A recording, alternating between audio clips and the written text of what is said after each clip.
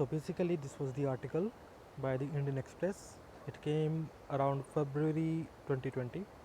इस आर्टिकल में ये कहा गया कि भारत में 19,500 से ज़्यादा भाषाएं और उपभाषाएं बोली जाती हैं और हमें उनके कार्य के लिए उनके विकास के लिए हमें कार्य करना चाहिए, सरकार को सहयोग करना चाहिए और भाषाओं का विकास हो।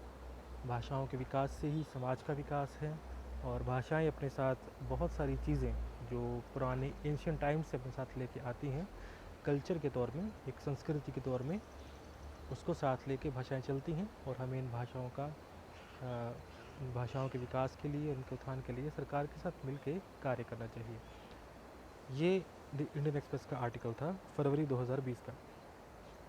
अब कुछ दिन पहले 5 अक्टूबर 2020 को this was the article in the Hindu newspaper, which is leading English newspaper, English Daily, The Hindu.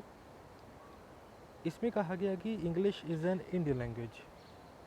So this is actually very interesting that we live in India and we speak at least 3 to 4 languages, including Hindi or our regional language. But we haven't considered ever English as our own.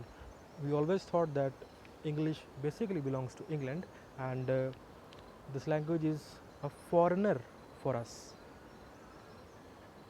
So जब ये article मैंने पढ़ा तो I thought that it is very interesting and जैसे मैंने बताया आपको, the writer tries to prove and he basically proved that English now has become a part of Indian language system. So how?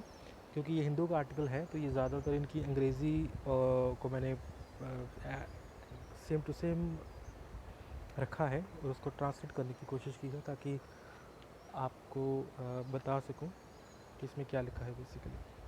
So let start.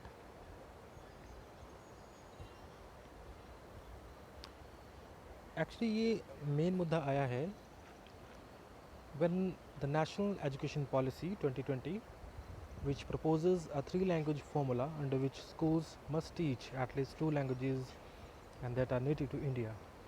3 languages हमारे schools में पढ़ाई जाएंगी जिसमें से कम 2 भाषाएं ऐसी हों जो भारत की अपनी हों.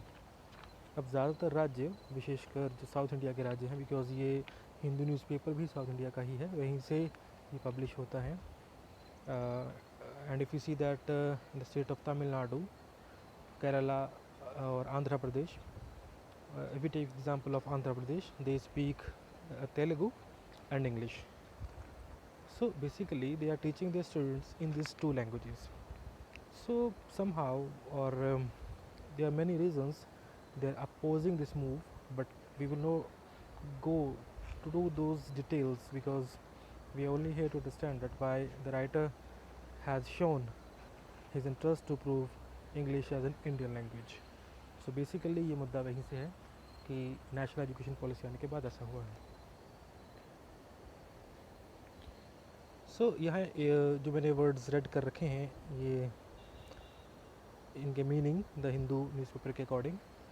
सो दे say that conspicuous by its absence in this category is English, threatening access to English instruction in English schools or in public schools.